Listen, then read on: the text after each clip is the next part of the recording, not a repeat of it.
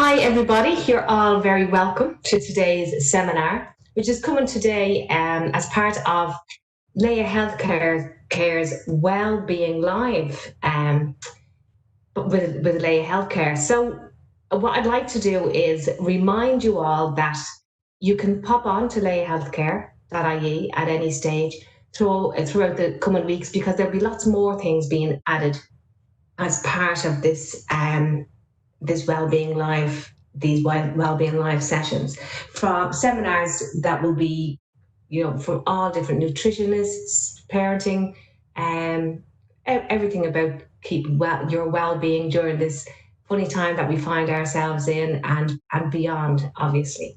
And there's also the one-to-one sessions, one-to-one consultations with myself as a parenting coach, and also with the finance and nutritionist experts and coaches. So you're all very welcome to pop on there at any stage over the next coming weeks to see when the events are happening, and join them, because they're all free at the moment, which is fantastic. And the consultations, the half-hour consultations, are also free to you guys who are members at the moment. So yeah, do that. Keep popping on, keep checking it out and registering for the ones that take your fancy.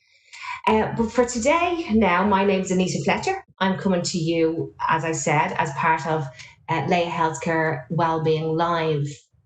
And today we're going to be talking about supporting teenagers and young adults during this COVID-19 time that we find ourselves in and beyond, because we all know that it's quite difficult being at home with small children, because it's very hands-on. But with the teenagers, it might be different. It might not be as hands-on, but it also definitely brings its own challenges. And, we want to do as much as we possibly can to make this time as easy for them as possible, but also as easy for us, to try and help everybody's well-being and everybody's routines and schedules go as smoothly as possible, especially now during the summer months, because we're all still going to be working from home, which has been difficult with our teens and our children.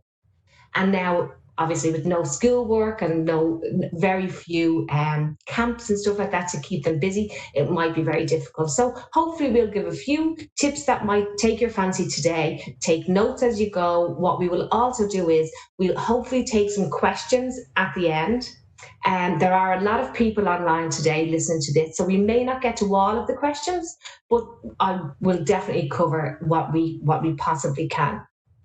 So at the end of each slide, I will remind you that there is a chat and a questions and answers slot there, where you can pop in your questions or any queries that you might have about the slides as we're talking, or about something that maybe we're not covering today that's on your mind. Okay, so no guarantee that we'll get to them, but we'll definitely try to get to some questions at the end.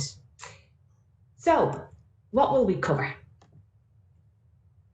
We look at routines and schedules and how important they are for our young people and teenagers. They were important pre-COVID, but they were important during the lockdown, and now they're going to be just as important through the summer months and getting back into school and college.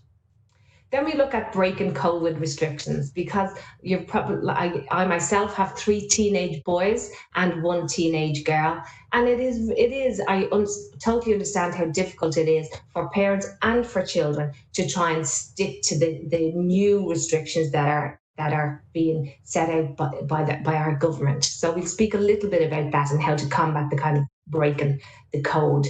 And then we'll go on to what's going on with your teen. What could possibly go on that's making them feel anxious, maybe, or making them overreact. We then look at what's going on with the parents, because there could be a lot going on with ourselves, with work issues, with maybe how the teenagers are acting, how we're getting on with our spouse. There could be a lot of things going on, and they usually reflect our relationships with our children and teenagers. Then we'll move on to keeping up some sort of brain training or studying through the summer months, because that is really important. Our brain is a muscle and it needs to be flexed, it needs to be exercised. We'll move on then to acknowledging our teenagers' feelings, which we sometimes tend to overlook. Then we'll move on to practicing patience, because it takes a lot of patience looking after children in general, but especially teenagers.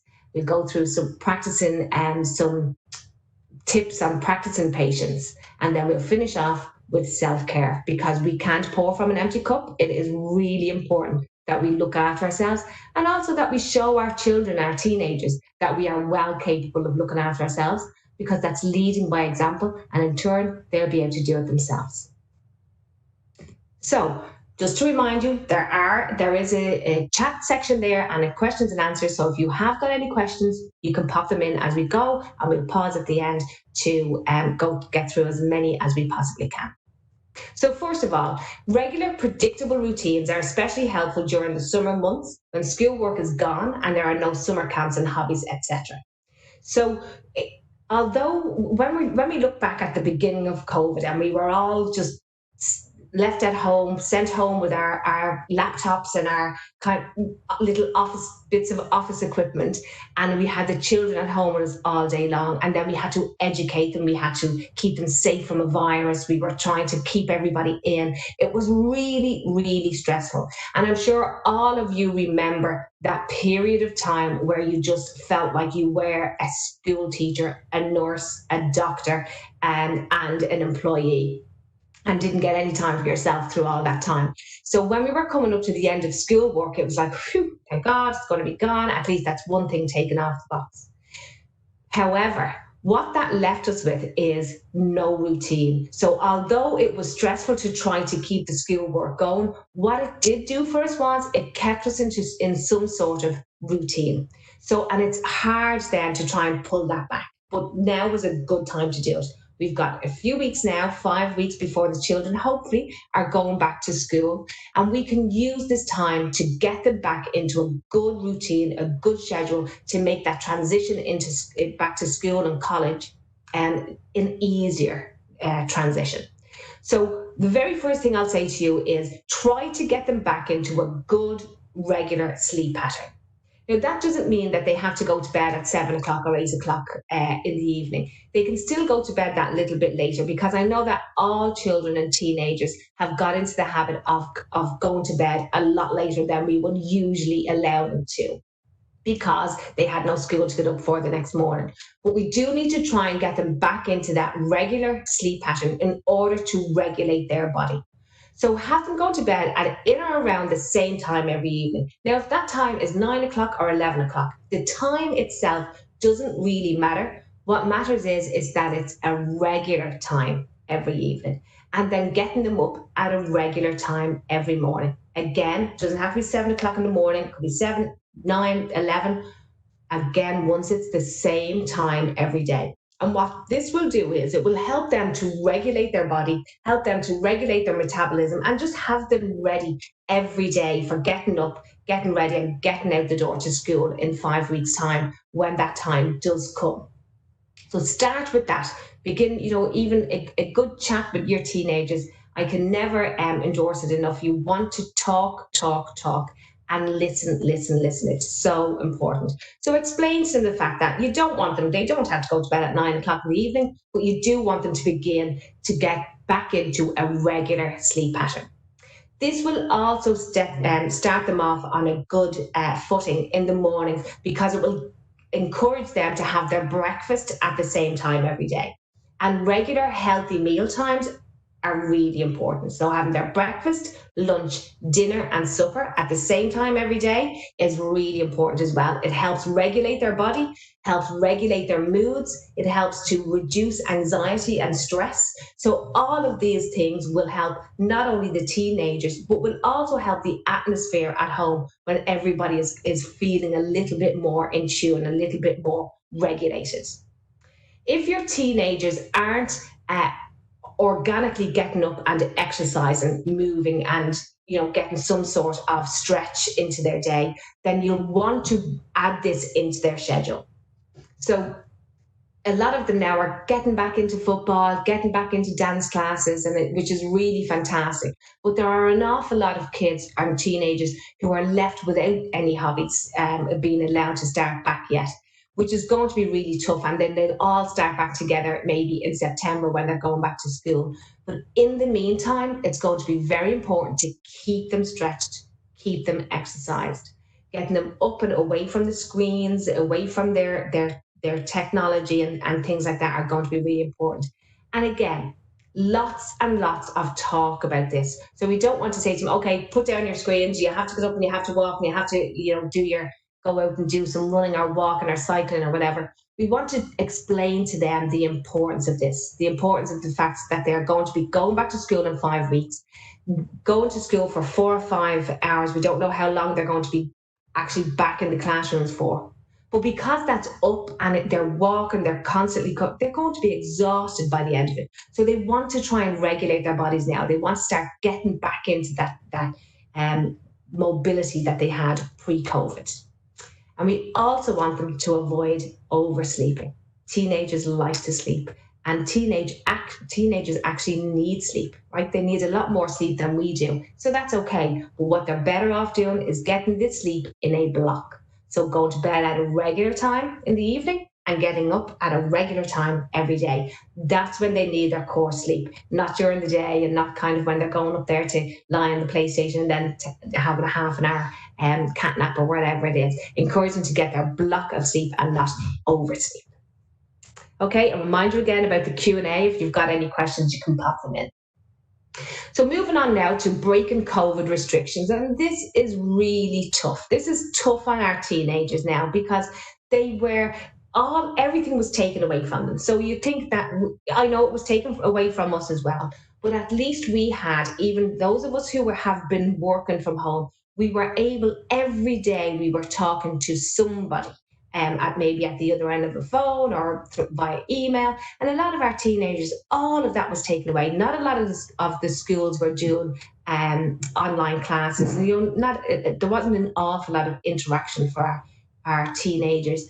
So when the restrictions were lifted, they were just like wild animals being released. And it was fabulous to see. I myself live facing a park, and it was lovely to see our teenagers being able to go out there and socially distance with their friends.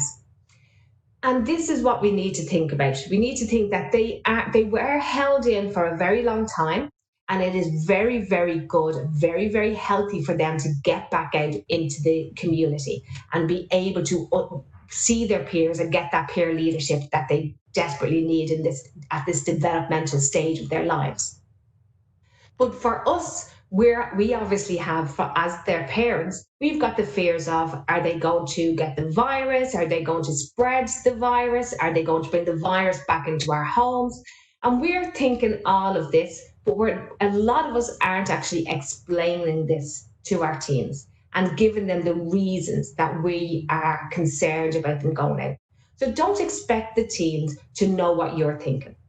If you're thinking, I'm afraid that you guys are going to get too close together, that you guys are going to get, there's going to be 12 or 15 of you together at a house party, or you're going to be spreading this virus without realizing, because the symptoms can be, non-existent in a lot of people, and we could be spreading it without knowing. Explain this. So have a little chat about it and say, right, look, no, I want you going out. I understand that you need to go out and meet your peers. But I am concerned that you are going to break the rules. I am concerned that you are going to get onto a bus without a mask, you're going to get yourself into trouble, or whatever it is that's on your mind as a parent. Express this to your teenager. They are old enough to hear this, they're old enough to listen to it, and they need to be listened to. So you can tell them exactly how you're feeling, exactly what it is that's on your mind. Be very clear on what the problems are and talk about them ahead of time. Okay, so yes, I do want you to go off with your friends on the dart and go to, wherever. And that's absolutely fine. But what I am afraid of is that you will unknowingly spread the virus to maybe an elderly person, or with one of your friends who are going home to an elderly relative. They are my concerns. And you'll be surprised at what your teenager will come back with. They'll most likely say, if anything like my 16-year-old daughter went out, and when she came back in, she came to me and said, everybody's too close together there. I'm not going to go there anymore. It was far too packed. She herself knew that what she was doing was wrong. She removed herself from it. And I was delighted to hear that. I gave her the freedom to go out and suss it out for herself. And she came back and she knew what was right and what was wrong, or what was acceptable and what wasn't. So you'll be surprised at what they come back with. Allow them to hear what you have to say and listen to what the comeback that they have and the explanation. And maybe you'll be much happier to allow them to go out and to explore the new options that they have for themselves. So what's going on for our teens?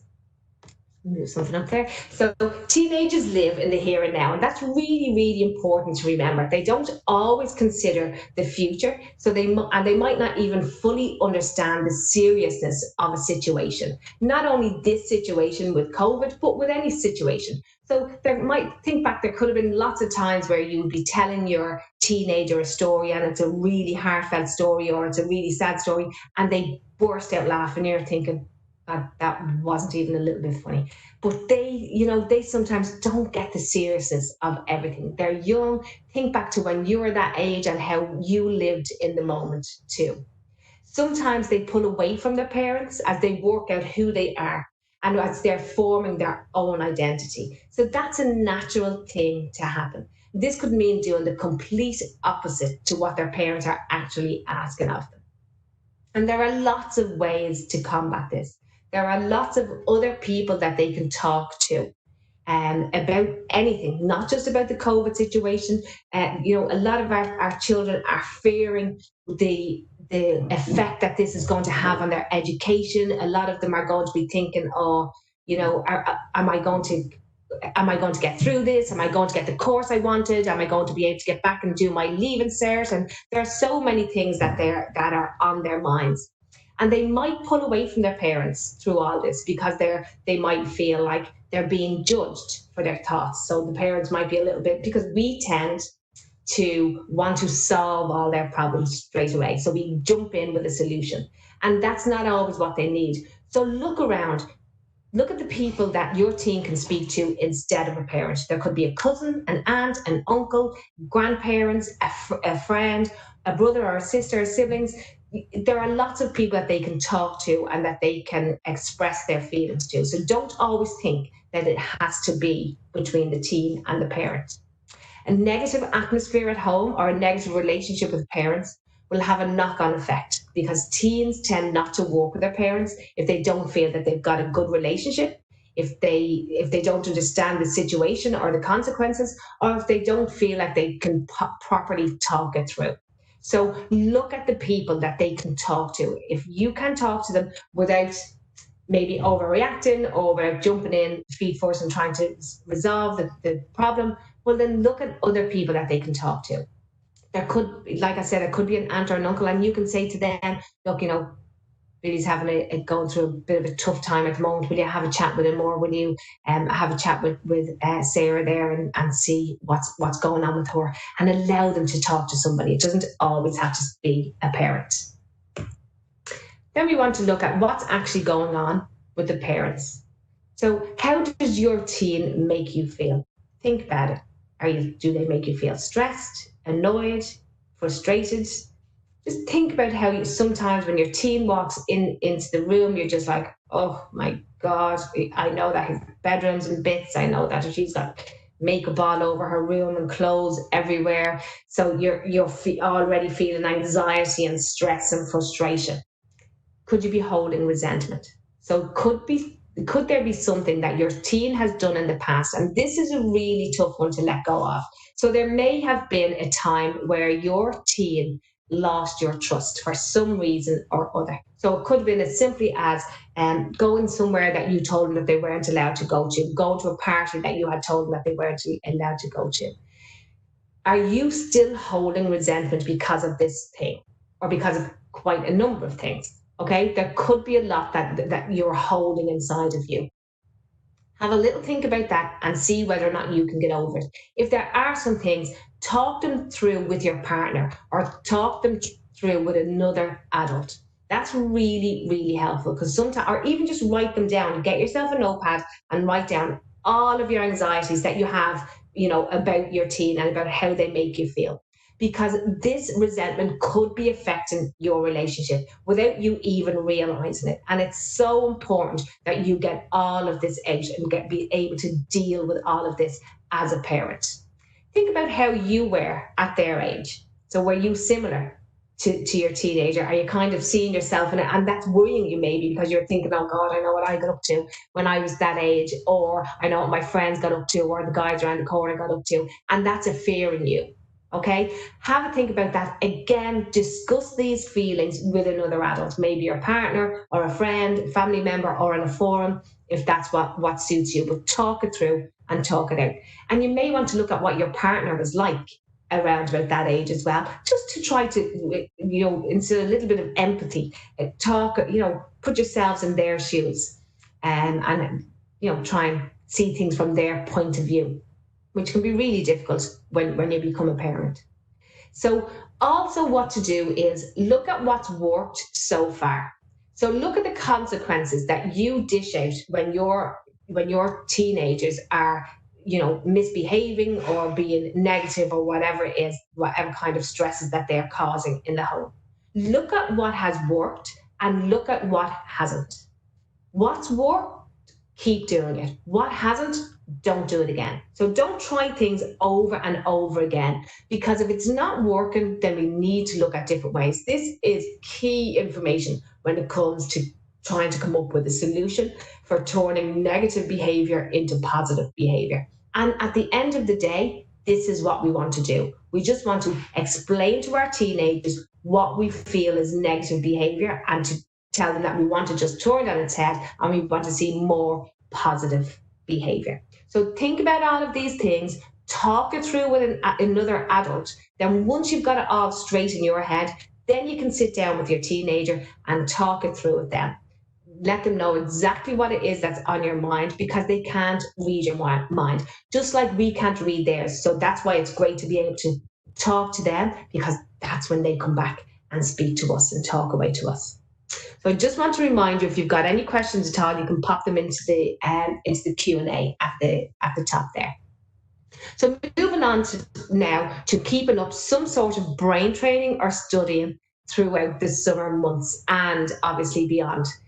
We want to remind our teenagers and our children that their brain is a muscle. Just like every other muscle, it needs to be exercised. So they wouldn't expect to win a football league or a dance competition if they weren't practicing and practicing and practicing. They would go to their classes every week. They would keep up their regimes. They would be warming up. They would be giving it socks, and then they would be cooling down.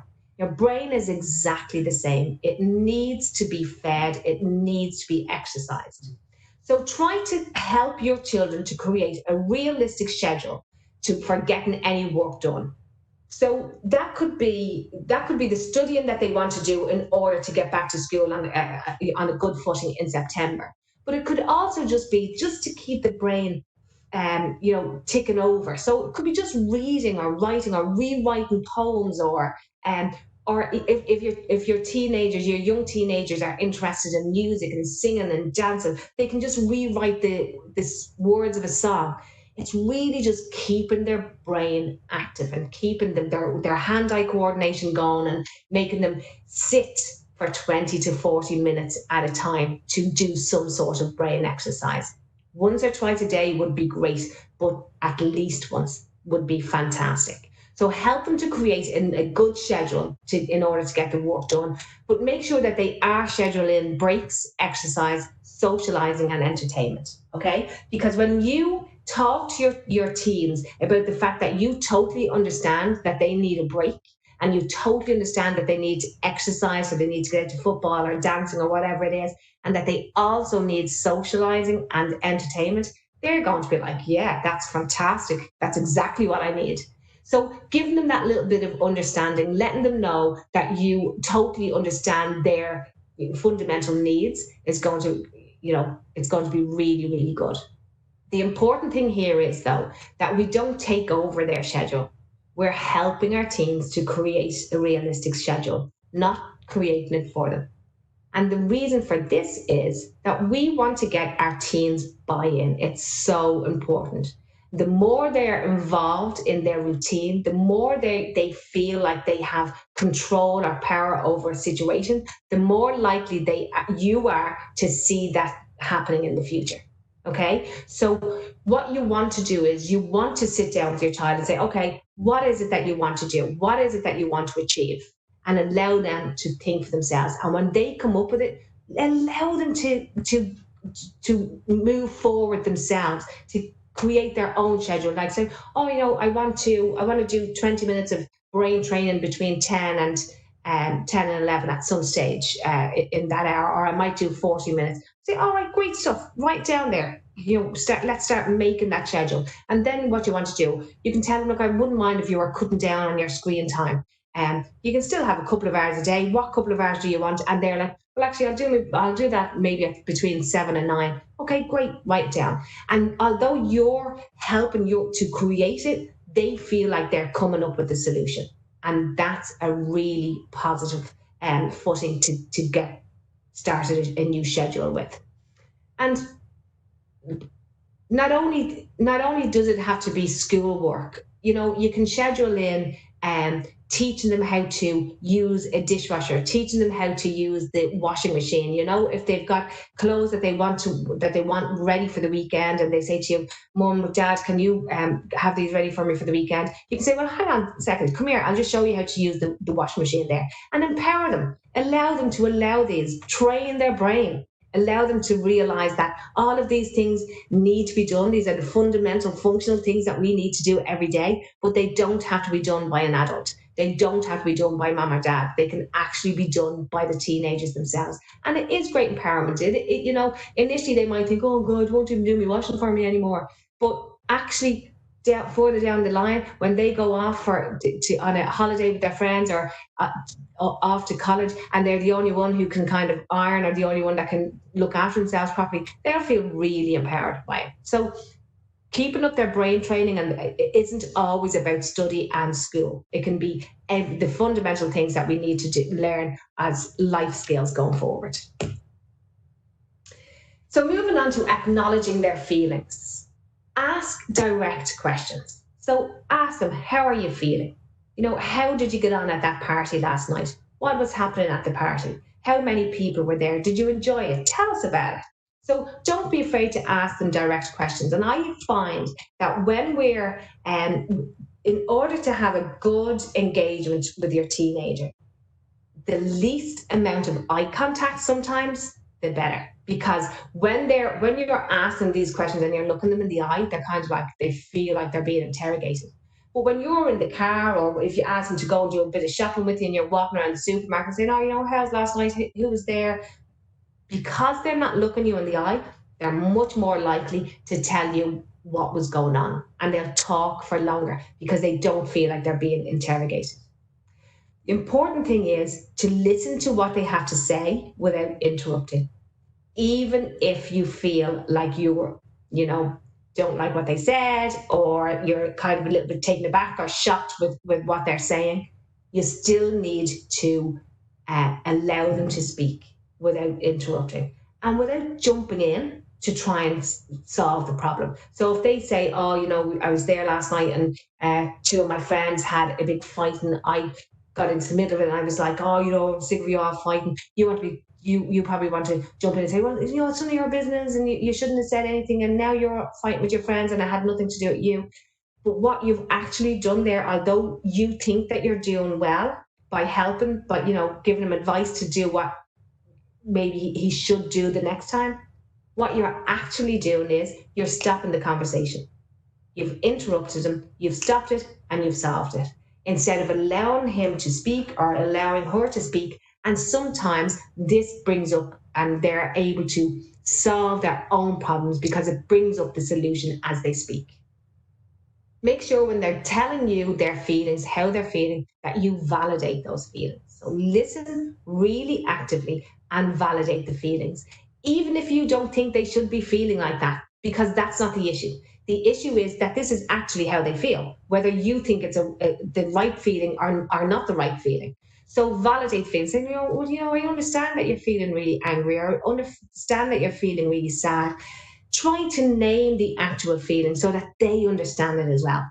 Yeah, but don't take it away from them. Don't allow them to feel it. Allow them to feel validated, and allow them to feel like they're able to tell you these things without you judging them. So again, allow them to express their feelings without any judgment. And that can be about them, judging them, but also about judging their friends. Teenagers don't like to have their friends judged. They don't like to have their acquaintances judged. They can judge them. They can say whatever they want. But when it comes to us as parents, when we judge them, it's like, oh, we're the worst in the world. So you take all of that information. The important thing here is that your teenager is conversing with you. They're confiding in you and they're trusting you not to judge them or their friends in the things that they're telling you. Express your confidence in their ability to get through anything. So when they are having a little problem, whether it be with friends or in school, you want to really express your confidence in them, in their ability to do things and to get through things. If it's a thing that your teenager is feeling hopeless and feeling like, oh, I can't cope with what's going on. I can't cope with a breakup with my girlfriend or my boyfriend. You remind them of a time when they were resilient. Remind them of a time when they found it really, really tough to get through something, but they persisted and they got through the other side. And now look at them. You know, they'll never go back there because they got through it. They did it by themselves. Express your confidence in their ability to do this again, time after time, because they are resilient. And teenagers sometimes feel they go into a little stage where they actually don't feel very resilient. Like they feel like they can get anxious and depressed, and they can feel like the world is against them. You want to turn that feeling around and make sure that they've got a good, strong, healthy growth mindset rather than setting their mindset to think that they can't get through something. So really express your confidence in them. Help your teen to control what they can and relinquish the rest. And that's a really good tip, even for parents. So you control what you can and relinquish the rest. And what's a really good tip here is to get your teen and you as maybe a parent to list all of the things that are the feelings that you have, anxiety and depression, and all of the things that you are feeling anxious about. Okay, you get them on a list and then you separate the list in the things that you can control and the things that you can't control, and then work on the things that you can control. But when you can relinquish the rest of that, you've already your list is halved. Okay, so again, help your teenager to do this. Do it for yourself. Lead by example. It's a really a strong thing that you can do with your teenagers. Reassurance is key. And I spoke a little bit about this on the previous slide, where a lot of teenagers are very concerned about how COVID has affected them and how it's actually going to affect their future when it comes to getting the course that they wanted. And when we feel unsure about what our future holds for us, it doesn't always mean that we're heading somewhere undesirable. It's very important for our teenagers to hear that from their parents. So just because they had a glitch doesn't mean they are heading somewhere undesirable. And sometimes as parents, we can say the wrong thing here. We can say, look, if you don't get this right, you're going to end up going down a bad path. This is not what we want to be saying to our teenagers. We want to say to them, you have the power, you have the control, and you can take yourself off this path and take this new one. And I have complete confidence in you to do it. Okay, so turn around the mindset, turn around the negative talk into positive talk. Acknowledge their feelings and make them feel validated without interrupting and without trying to solve their problems for them. Okay, again, I want to remind you about the questions and answers there. If you've got any questions there at all, you can pop them into the Q&A or into the chat. So moving on now to patience, because patience is a skill that needs practice without a shadow of a doubt. But when it's mastered, patience can give us the freedom to enjoy life, even when we feel like it's throwing us curveballs. And our children, our teenagers can do exactly the same thing. Patience can transform restlessness and boredom into curiosity and creativity.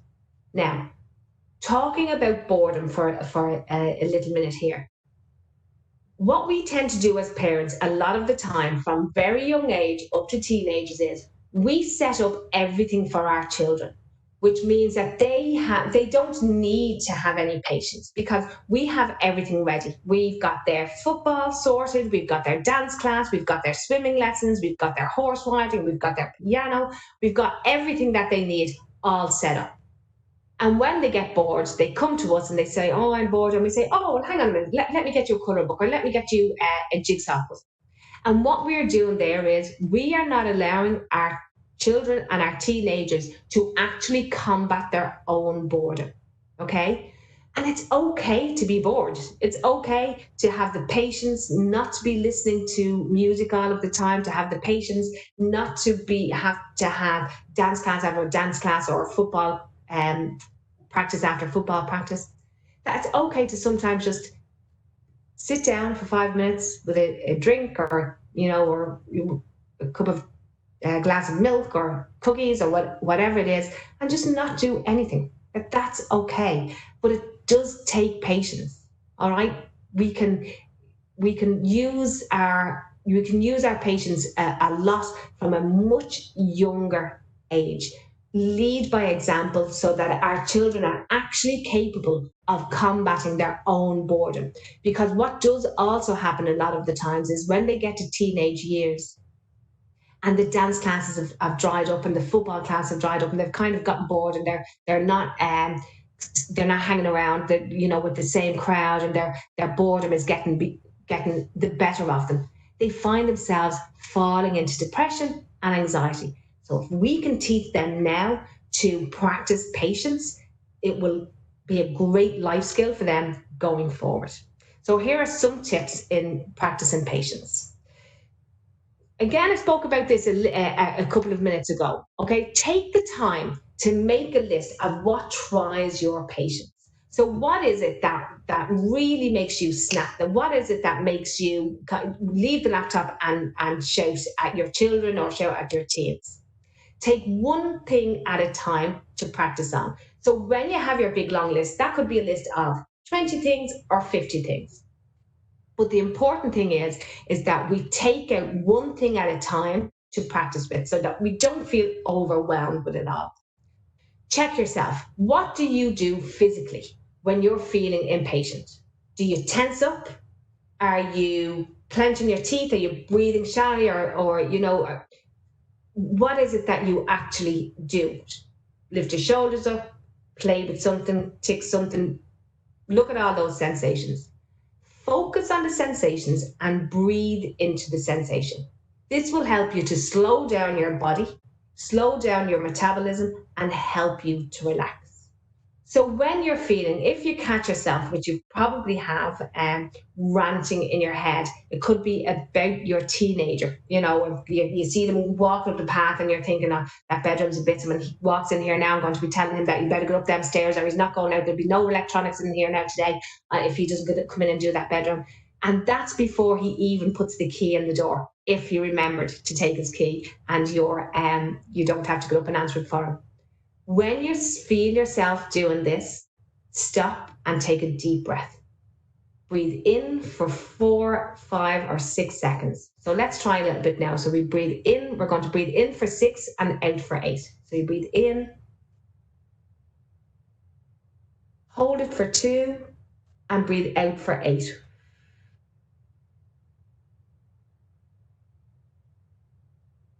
And it's a lovely way for us to clear our head. So the next time that you feel yourself ranting in your head, just take a deep breath in 2 or 3 times. Breathe in for 6, hold for 2, breathe out for 8.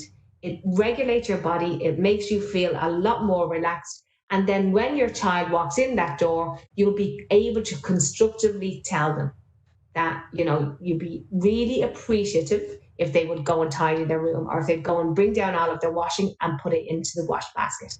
But take that deep breath. Don't let the rant blurt out onto your teen's shoulders, okay? I tell you, something that I have kept close to my heart for a long time now, since I got interested in child psychology, is the most important 9 minutes of your relationship every day is the first 3 minutes when you see your child in the mornings, The first 3 minutes when you see your child, when they come in from school or an outing, or when they've just been out with their friends, and the last 3 minutes before they go to sleep. Try to keep those times positive. So when they walk in the door, how are you doing? Where were you? Did you have a nice time? Great stuff. Make yourself a cup of tea and then come and say, look, can you go and tidy your room? You'll be much more constructive if you take that time to do it. So if you feel yourself ranting, don't burst it out. Take your deep breaths and then constructively pass on the information that you want to. Again, you've probably found yourself in a queue at the moment in these COVID queues, and you're thinking, oh, wish that person's very close to me, or, wish that they'd ever move up a little bit there. Again, focus on your breath. You turn up the corners of your mouth and smile. Connect with the moment and think about how lucky we actually are that we're able to be out. We didn't think it was going to be that the curve was going to be flattened as much as it has. So we're really lucky to be in this position. Practice patience yourself and pass it on to your children and your teenagers. So when you do see even your child, when you're having those little chats with your child, when you're driving in the car or when you're walking around a supermarket or whatever it is, with the kind of little eye contact as possible, and all of these kind of feelings are coming out, that's when you can share your practice patience tips and say, well, look, when I'm feeling like that, I tend to take a deep breath, just go out into the back garden and breathe it all in, let it all out, and then start again, because sometimes we just need to relax our bodies. So practice those tips yourself and then pass them on to your teenagers. Now we're going to move on to self-care, looking after yourself, which is really, really important. And the reason it's important is not only for us, but also for our teenagers and our children. Because when we look after ourselves, we're leading by example. We're showing them that it's really important that people look after themselves. Practicing mindfulness can be very helpful for both parents and children of all ages, because it teaches us to tune into our emotions in any given moment and experience them without any judgment. And it's such an important message to pass on to our teenagers. And if they haven't grown up in a mindfulness atmosphere, or if they haven't, if they're kind of going to be thinking, oh, mindfulness now, are you losing your marbles? Do it slowly. Don't talk about it as mindfulness, but just talk about it as just relaxing, just being able to calm their anxiety and allow them to feel their anxiety, but to be able to control it just through their breathing, just through being able to talk things through without being judged, and be able to breathe into the moment when they're feeling tense. It's a really good thing for you to practice yourself, but an even better thing for you to be able to pass on to your children and your teenagers. So lead by example when it comes to looking after yourself. Take the time out for yourself, because we can't pour from an empty cup. It is very important that we're all trying to work from home. Like I said, we're doctors, we're nurses, we're teachers, we're trying to keep them safe from a virus. It's very, very difficult, and it can get really overwhelming for us. So remember to take that time out for yourself, and show your teenagers and your children that you're capable of taking that time out for yourself. So here we go, we're on our summary. So we're coming to the end of our seminar today. So as I'm going through the summary, you can pop in any questions that you might have into the Q&A, and I will try to get through some of them at the end. And this will just jog your memory to what we've covered today. It might jog some questions for you, or you might add in something that I haven't covered that you're concerned about. So what we looked at was routine and schedule, and just how important they are now. So it's not only for now, it was for pre-COVID, but during COVID and after. Schedule is really important.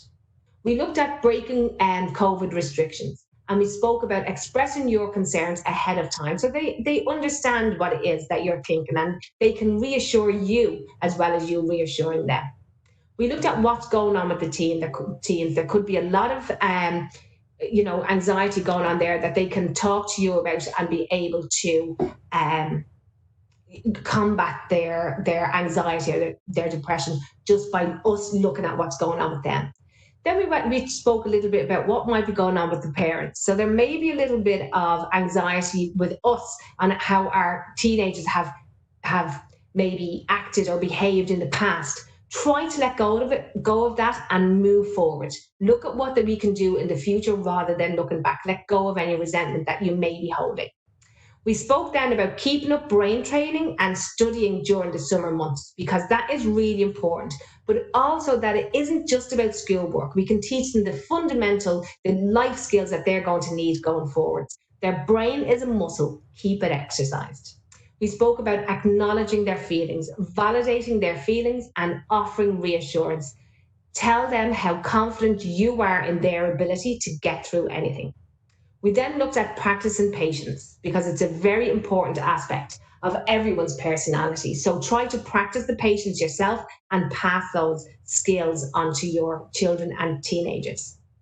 We then finished up on self-care, because we can't pour from an empty cup, but also it's important that our children see that we do look after ourselves, and that it is a very important thing to do for them as well as they get older.